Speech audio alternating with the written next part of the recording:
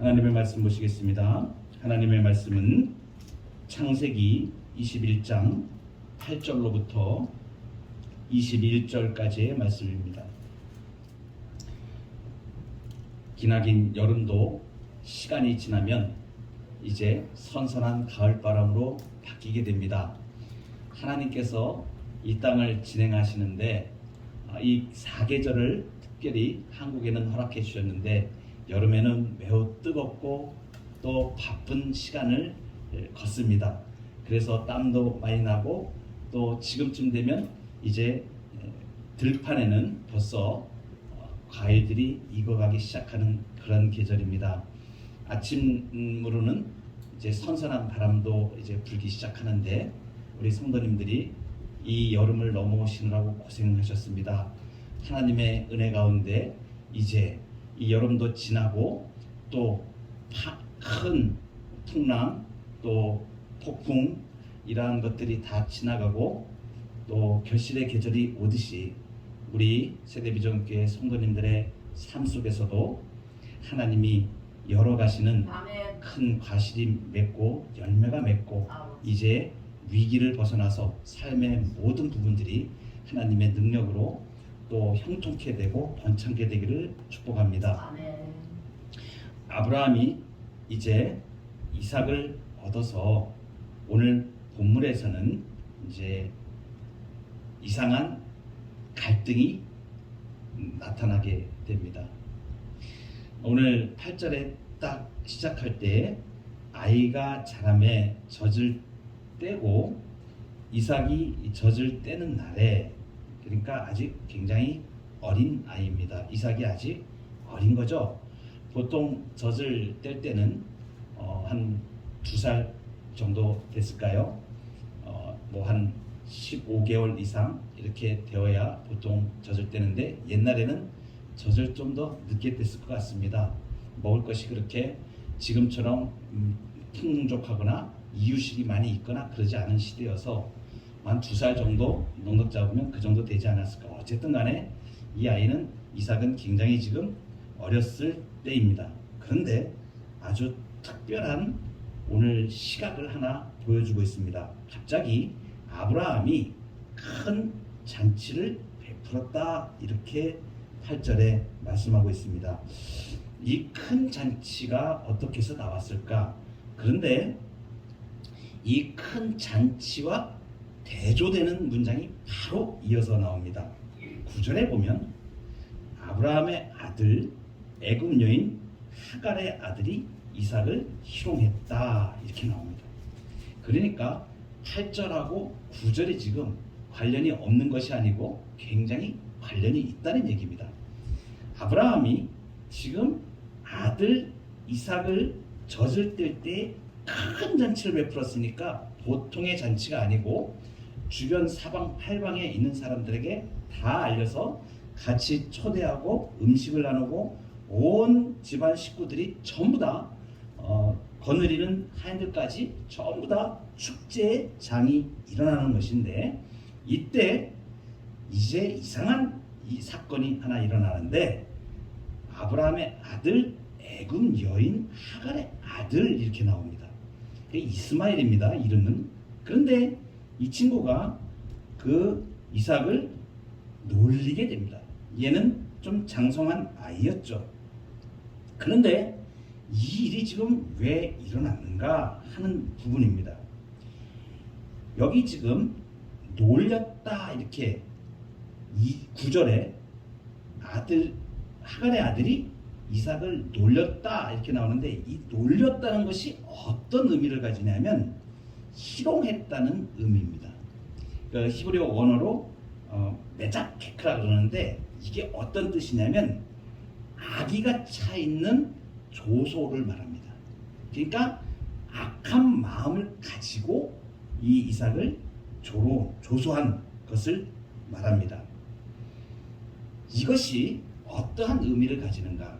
우리가 일반적으로 아이들이 자라날 때에 큰 아이가 작은 아이를 이렇게 막 좀 이렇게 못 살게 굴고 이렇게 할 수 있는 정도의 의미인가?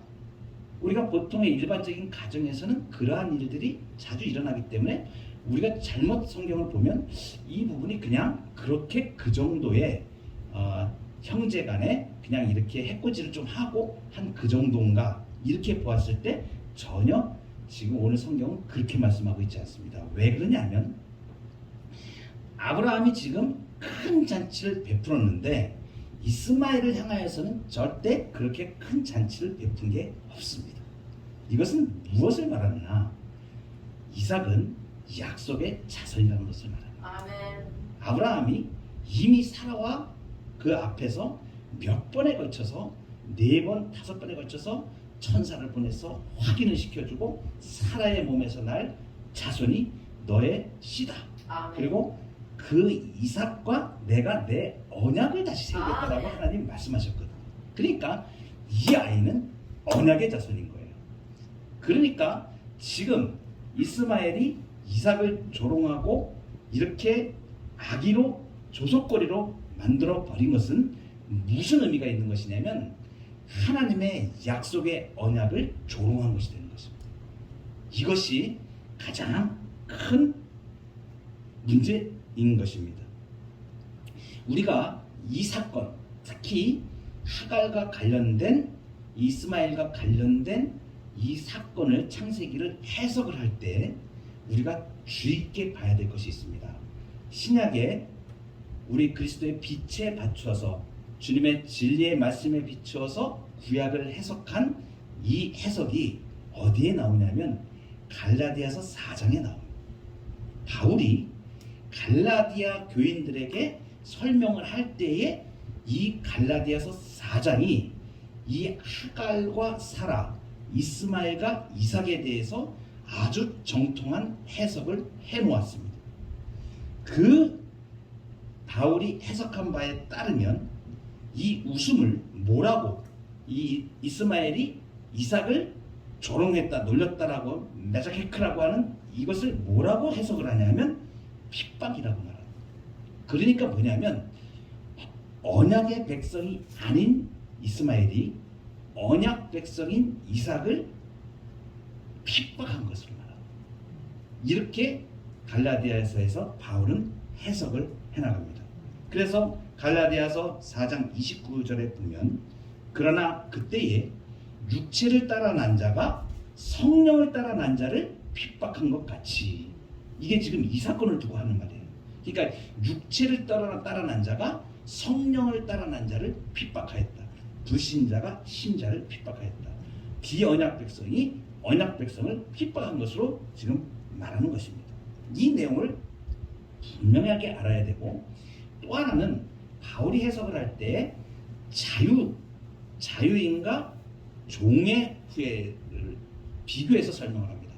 하갈은 종된 자를 말하는 것이고 사라는 자유인을 말합니다. 그래서 우리는 자유의 후손이다라는 것을 바울이 이제 설명을 해주게 됩니다.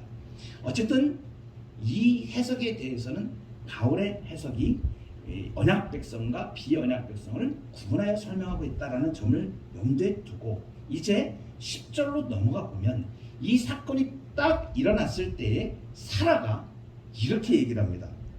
그 10절에 보면 그가 아브라함에게 이르되 이 여종과 그 아들을 내쫓으라.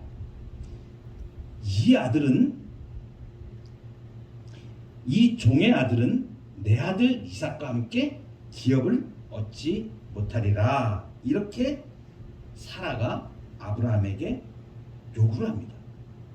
그 여종의 아들 이스마엘을 쫓아내라는 것이죠. 자, 우리가 이 부분을 이제 해석을 해보면 많은 분들이 그거 너무 심한 거 아닌가 이렇게 생각하는 분들도 혹가다 있습니다. 물론 사라가 아브라함에게 대하여 아브라함이 거룩한 족장이고 하나님의 언약을 직접 받은 자로서 분명하게 이것을 판단할 수 있는데도 불구하고 사라가 이렇게 강력하게 요구한 것에 대해서 너무 강하게 오버했다, 소위 사라가 좀 오버했다라고 보는 시각이 있는데 그것은 조금 성경적이지 않습니다. 어떤 시각이 맞는 것인가? 바울이 해석한 게 맞습니다. 바울이 이런 논란의 여지, 이것을 해석하는 이러한 그 사라에 대한 이 행동에 대해서 바울은 이 표현을 이 사라가 분에 복받쳐 가지고 막 퍼붓는 무가치한 질척으로 해석하지 않습니다. 어떻게 해석을 하냐면 이것은 하늘나라의 계시의 말씀으로 한 것이다라고 바울이 신약에서 갈라디아서에서 해석을 하고 있습니다. 어떻게 해석을 하면 30절에 갈라디아서 4장 30절에 그러나 성경이 무엇을 말하느냐 여종과 그 아들을 내쫓으라 여종의 아들이 자유 있는 여자의 아들과 더불어 유업을 얻지 못하리라 하였느니라. 이제 이러한 시각으로 보면 이스마엘이 약속의 후손이 아니거든요. 그런데 잘 한번 보세요. 나중에 이제 21장을 지나서 22장에 가면 우리 성도님들이 너무나 잘 아는 이삭을 바치라 하는 하나님의 요구가 있습니다. 그런데 잘 보세요. 이것도 굉장히 중요한 점입니다. 이스마엘이 만약에 아들 이삭과 계속 같이 있었다면 어떤 현상이 일어났을까? 이걸 한번 생각을 해보십시오. 아브라함의 마음과 아브라함의 심정이 지금 이 상태에서 어떠했을까를 우리가 생각을 해보는 것입니다. 여러분, 아무리 종의 아들이지만 이스마엘도 아브라함의 자식입니다. 옛날에는 서자라 그랬죠. 뭐 이제 후처를 통해서 자식을 낳았을 경우 우리 조선 시대에도 그런 일이 있었는데 그래도 그 자식은 자식입니다. 그래서 부성애라는 게 있죠. 최소한 아버지로서 자기 자녀를 낳았는데 본처에서 난 아이가 아니더라도 그 아이를 자기의 아들로 생각하는 것은 부성애적인 마음이 누구나 다 있는 것입니다. 어쨌든 이렇게 아브라함은 지금 이스마엘을 향한 마음과 이삭을 향한 마음은 분명히 다릅니다. 이삭은 약속의 자손으로 받은 것이 분명해요. 그러함에도 불구하고 이스마엘도 자기가 놓칠 수 없는 자기 자식으로 이렇게 인간적인 부성애로 가지고 있는 아브라함입니다. 여러분 어떤 것이 맞다고 생각하세요? 여러분 같으면 어떻게 하는 것이 이것이 정말 인간적이고 그런 도리라고 생각하십니까? 그럼 자기가 낳은 아들을 그냥 내치는 것이 그것은 인간적인 정리로 봤을 때는 그것이 도리가 아닌 것처럼 우리가 생각이 되어집니다. 근데 재밌는 사실은 하나님께서 지금 이삭을 바치라는 말씀을 22장에 가서 뒤에 가서 이제 하시는데 지금 이스마엘을 잘라내시는 일을 하시는 거예요. 이게 굉장히 재밌는 사실입니다. 만약에 이삭이 있고 이스마엘도 있는데 그 상태에서 하나님이 이삭을 바치라 그러면 아브라함이 어떤 핑계가 있을 수 있을까요? 아들이 또 하나 있으니까 얘는 바쳐도 된다고 생각할 수 있지 않겠습니까? 그런데 그러한 여지를 지금 완전히 사전에 하나님께서 정리하시는데 어떻게 정리하시냐면 아브라함에게 하나님이 정리를 하세요. 아브라함은 갈등을 가지고 있습니다. 인간은 누구나 이런 갈등을 가질 수가 있어요. 그러니까 이삭과 이스마엘 둘을 다 놓치기 싫은 것이 아브라함의 본심인 것입니다.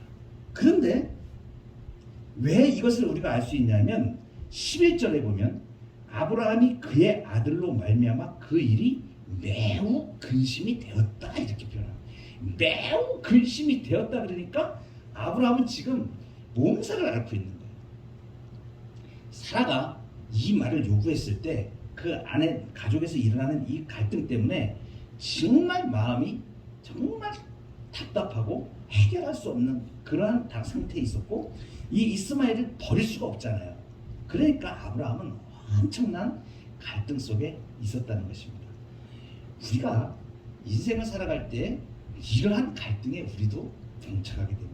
인간적인 문제들이고요.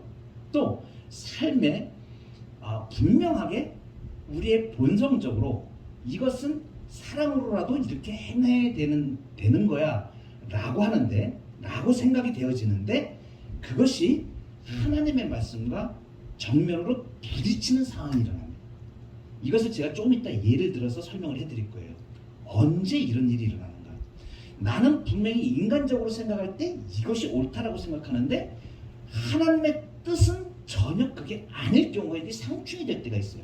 그럴 때 보통의 대부분의 사람들은 갈등을 겪게 됩니다. 그런데 이 갈등이 만만치 않게 일어나는 일이라는 거예요. 우리 삶에서도 좀 이따 예를 들어서 제가 이 말씀을 드릴 겁니다.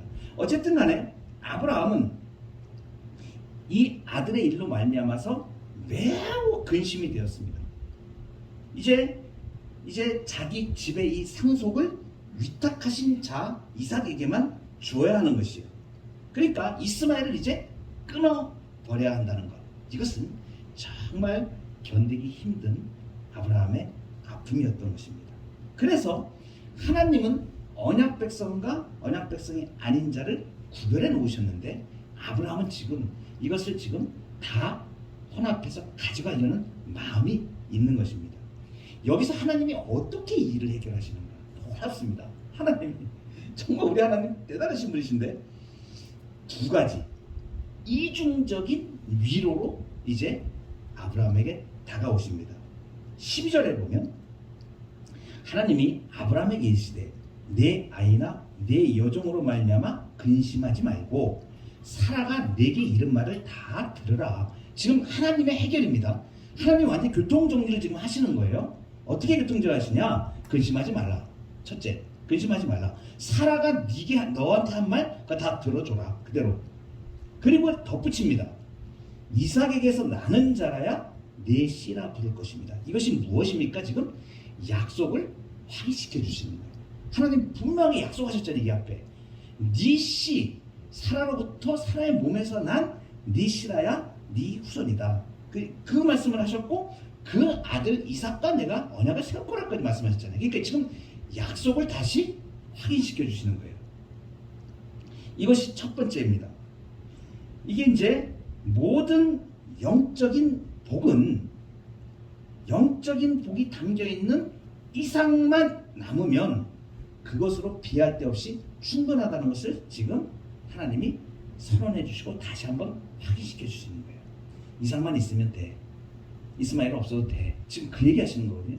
이삭이 약속의 자손이야. 지금 이걸 확인시켜 주십니다. 그런데 우리 하나님이 얼마나 이렇게 섬세하시냐면 참 하나님이 인격적인 하나님이시라는 걸 우리가 이 사실에서 알 수가 있는 거예요. 아브라함이 그 밤에 고통을 가지고 고민하였을 그 문제, 밤을 지새워도 해결이 안 되는 그 문제를 말씀을 하시는 거예요. 지금 13절에 보면 여종의 아들도 내 씨다. 하나님이 위로해 주시는 거거든요. 지금 아브라함이 지금 그렇게 생각하고 있잖아요. 자기 부성애를 가지고 있잖아요. 그러니까 여종의 아들도 네 씨다. 내가 그로 한 민족을 이루게 하리라. 그가 민족을 이루도록 하나님께서 그를 한 민족을 이루게 하겠다고 지금 이중적인 위로를 해주시는 겁니다. 그러나 그가 민족이 될 것이나 교회로부터는 소외될 것입니다. 이것은 약속의 자손은 아닙니다. 그러나 민족은 이루게 해주시겠다. 이 한 아들은 그 신령한 백성의 조상이 되게 하셨는데 그 아들은 이삭이고 다른 아들은 이스마엘은 육신적인 자손을 줄 것을 지금 약속하고 계시는 겁니다. 이 사건에 대해서 바울이 갈라디아서에서 해석을 하는데 어떻게 해석을 하냐면 아브라함의 자손들이 모두 다 참되고 진정한 자손들이 아니라는 것을 설명을 합니다. 그러니까 그 안에는 이삭도 있고 이스마엘도 있었다라는 이 사실을 말하면서 오직 영적으로 태어난 자들만이 그의 참된 후손임을 이 사건을 빌어서 바울이 설명을 하게 됩니다. 바울이 해석하는 그 내용은 나중에 우리가 신학적으로 또 살펴볼 텐데 거기 일단 넘어가고 어쨌든 간에 이 첫 아들을 쫓아내는 것이 아브라함의 마음에 얼마나 큰 고통이겠는가. 얼마나 그것이 힘든 일이었으면 지금 하나님께서 이중의 위로로 이삭을 약속의 후손인 것을 밝히시면서 동시에 이스마엘도 민족을 이루게 하겠다라고 하시면서 아브라함의 슬픔을 경감시키는 것을 보니까 아브라함의 마음은 인간적으로 그 구성애가 얼마나 큰 고통이었는가. 그래서 이 성경의 표현은 참 읽으면 읽을수록 재밌어요. 14절에 보면 아브라함이 아침에 일찍이 일어나 이렇게 표현하고 있어요. 이게 무슨 얘기일까요? 밤새도록 한잠도 못 잤다는 얘기, 고민했다는 얘기, 인간적인 어떤 그 갈등 때문에. 그러나 이제 하나님께서 이렇게 이중의 위로를 하시는 말씀을 듣고 결심을 하였다는 것을 지금 말해주고 있는 것이죠. 그날 밤 아브라함은 뜬 눈으로 지새우며 여러 가지 격정으로 몸부림을 쳤을 것입니다. 그리고 여러 가지 내적인 갈등을 가졌으며 정말 그것을 생각하다가 창자가 끊어지는 것 같은 그러한 아픔을 느끼기도 했을 것입니다. 자기 아들과 결별하기 위하여 아침에 일찍 일어났습니다. 여기서 우리가 하나님의 말씀으로 배우는 영성이 이것입니다. 무엇입니까? 아침에 일찍 일어나서 아브라함이 결단한 것, 그것은 진정한 복종을 결심한 것입니다. 원래 자기가 부성애로 갖고 있던 것은 이것은 사악하지도 않고 본성적으로 선한 것입니다. 자기가 낳은 아들을 그대로, 이것은 본래의 성품이고 사랑의 성품인 애처심입니다. 이것을 악하다고 볼 수는 없는 것입니다. 그런데 그것마저도 하나님 앞에 내려놓는 것입니다. 하나님이 하라고 하시는 대로 진정한 복종으로 나아가는 것입니다. 여러분, 우리가 하나님 앞에 진정한 복종으로 산다고 할 때에 이 아브라함을 통해서 우리가 배울 수 있는 것, 정말 우리에게 내가 이런 상황이 되면 나는 어떻게 할 것인가, 한번 그 문제 앞에 여러분들이 서보시면 알게 됩니다. 그것은 내가 인간적인 애정과 그리고 사랑과 이것을 가지고 있는데 그것을 복종시켜야 될 때가 있습니다.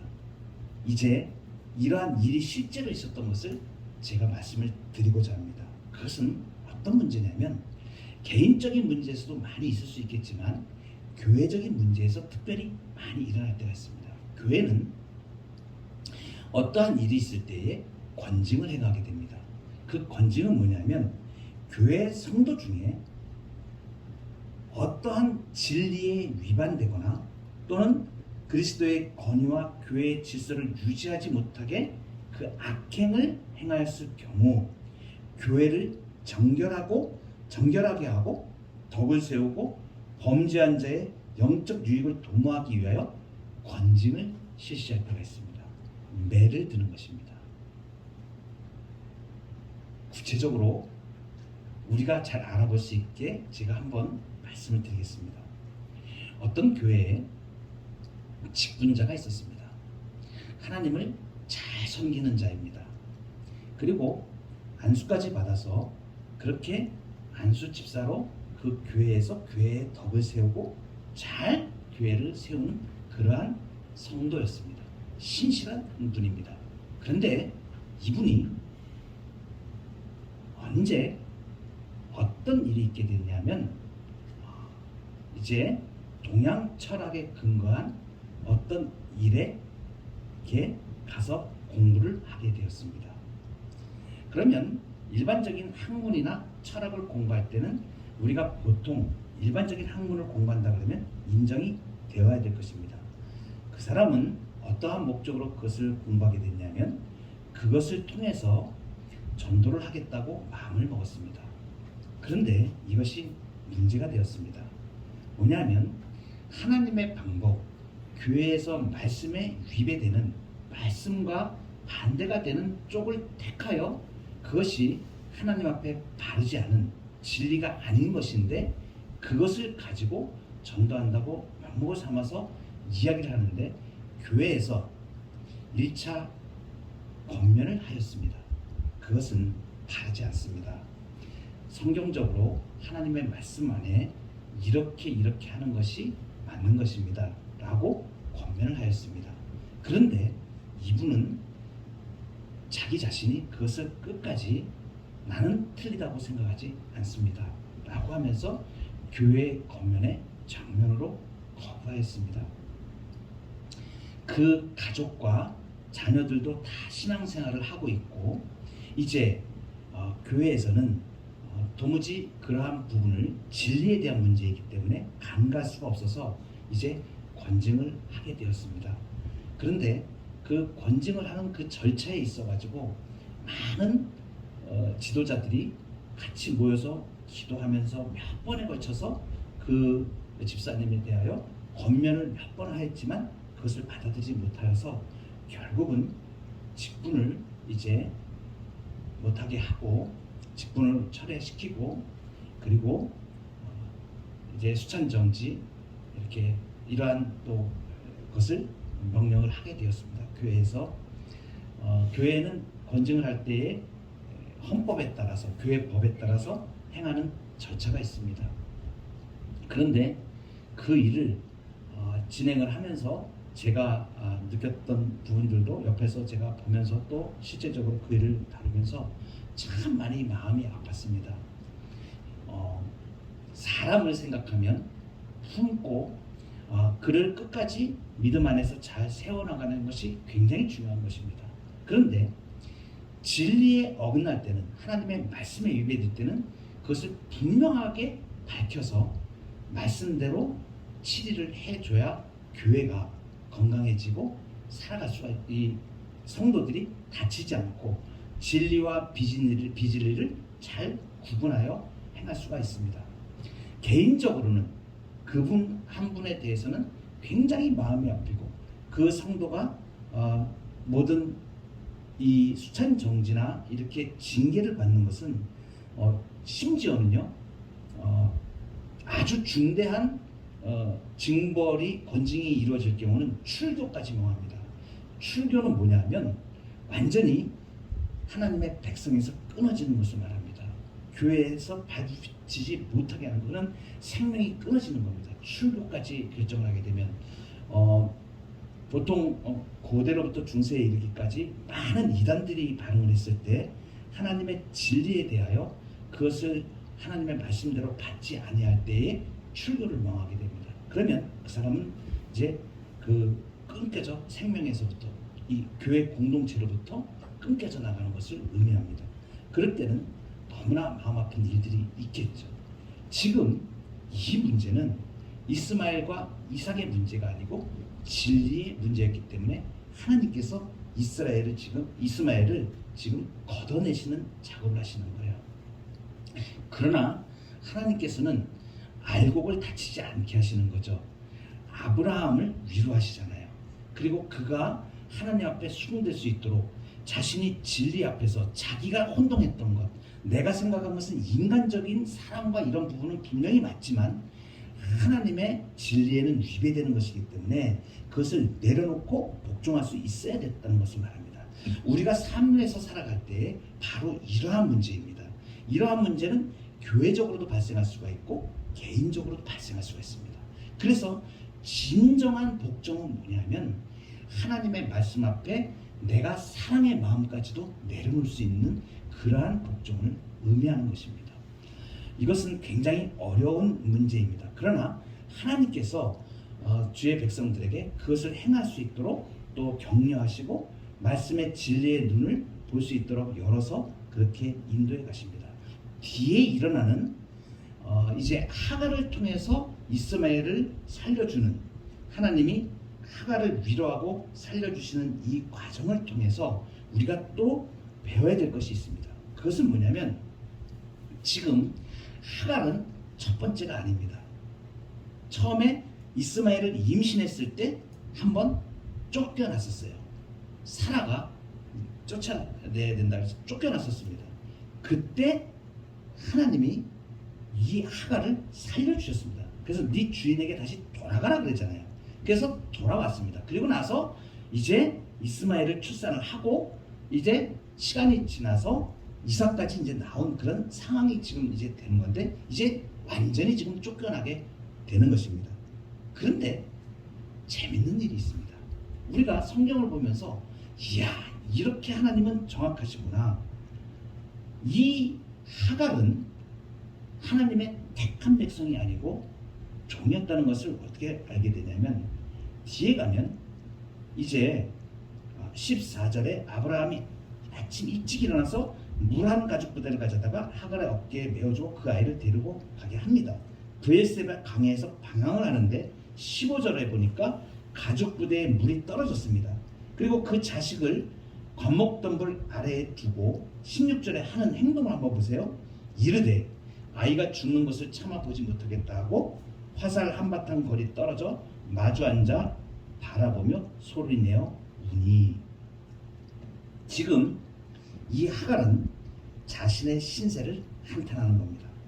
그런데 그렇게 죽을 고비에 한탄하면서도 하나님을 찾지 않고 있습니다. 놀라운 사실이에요. 그들은 자신들이 당하는 비참한 상황을 지금 슬퍼하면서 하나님을 찾지 않습니다. 지금 하나님께서 이 하갈을 도와주고 이스마엘을 살려내는 것은 무엇 때문에 지금 이렇게 하시는 겁니까? 그것은 하갈과 이스마엘이 간청해서가 아닙니다. 이들은 하나님을 찾지도 않았습니다. 그런데 무엇에 근거해서 하나님은 지금 하갈과 이스마엘을 살려주십니까? 그것은 하갈과 이스마엘이 아니고 아브라함에게 약속하신 그 약속 때문에 지금 이 사람들을 살려주는 것입니다. 그러니까 아브라함에게 약속하신 것에 근거해서 지금 하갈과 이스마엘을 도와주시는 것입니다. 우리가 이것을 말씀으로 배우는 영성은 바로 이것입니다. 하나님께 간구하는 자들은 하나님의 백성뿐입니다. 하나님께 간구할 수 있는 사람들은 하나님의 백성뿐이 없습니다. 하나님의 백성이 아닌 사람들은 죽었다 깨나도 하나님을 찾을 수가 없고 찾지도 못합니다. 여러분 보세요.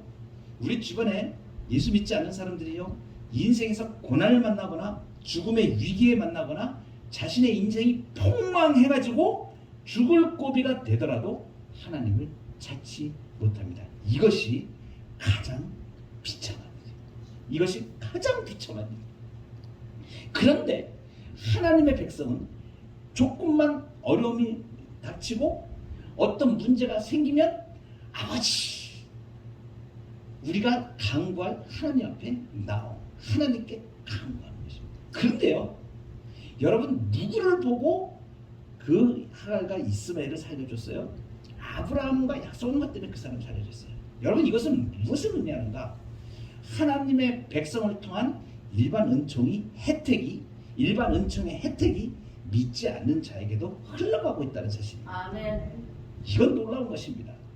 믿는 사람들 때문에 믿지 않는 사람들과 같이 살 수 있도록 하나님이 은총을 베푸는 일반 은총의 영역입니다. 여러분, 교회가 부흥할 때 이 나라 이민족이 살았습니다. 믿지 않는 사람들도 그 혜택을 보는 것입니다. 이것이 교회가 세상을 살리는 역할을 합니다. 하나님의 일반 은총의 복이, 물론 그 사람들이 영적으로 그들을 구원하거나 그렇지는 하나님이 그렇게 하지는 않습니다. 택자만 오래 가십니다. 그러나 이 땅을 살아가는 동안에 하나님의 그 약속은, 그 은총은 믿는 백성들을 통하여 그 복이 흘러가도록 역사하셨어요.